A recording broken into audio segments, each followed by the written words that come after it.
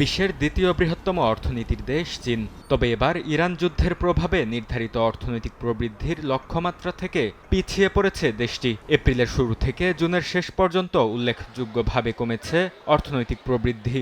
অভ্যন্তরীণ চাহিদা হ্রাস এবং ইরান যুদ্ধের কারণে জ্বালানির দাম বেড়ে যাওয়ায় প্রভাব পড়েছে রপ্তানি বাণিজ্যেও। সরকারি মোট দেশজ উৎপাদনের পরিসংখ্যান বলছে, চলতি বছরের এপ্রিল থেকে জুন পর্যন্ত প্রবৃদ্ধি অর্জন হয়েছে 4.3%, যা প্রথম ত্রৈমাসিকে ছিল 5%। তবে গেল বছরের একই সময়ের তুলনায় এবছরের জুনে দেশটির রপ্তানি 27% বেড়েছে।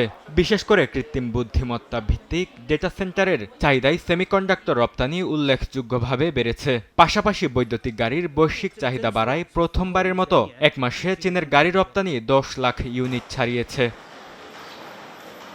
প্রকাশিত পৃথক আরেকটি পরিসংখ্যানে উঠে এসেছে বেইজিংয়ের অভ্যন্তরীণ অর্থনৈতিক চ্যালেঞ্জগুলো, যেখানে আবাসন বাজারের দীর্ঘস্থায়ী মন্দা এবং দুর্বল ভোক্তা ব্যয়ের বিষয়টি উল্লেখ করা হয়।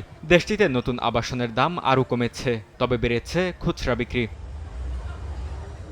বিনিয়োগ প্ল্যাটফর্ম আইজের বাজার বিশ্লেষক বিবিসিকে জানান, চীনের ব্যবসা প্রতিষ্ঠানগুলো জ্বালানি ও কাঁচামালের উচ্চ মূল্যের চাপ সামলাতে হিমশিম খাচ্ছে।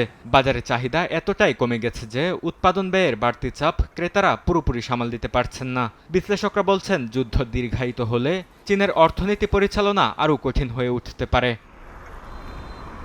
বরকতুল্লাহ, সময় সংবাদ। এক মিষ্টি সকাল, কানে কানে কিছু গুনগুনিয়ে বলে যায়, কাছে আয় ভেসে যায় হাজার ফুলের ঠিকানায়, ছুঁয়ে দিয়ে ডুবে যায় সুগন্ধে সেই সীমানায়। তিব্বত লাক্সারি সো, বাংলাদেশের রূপ।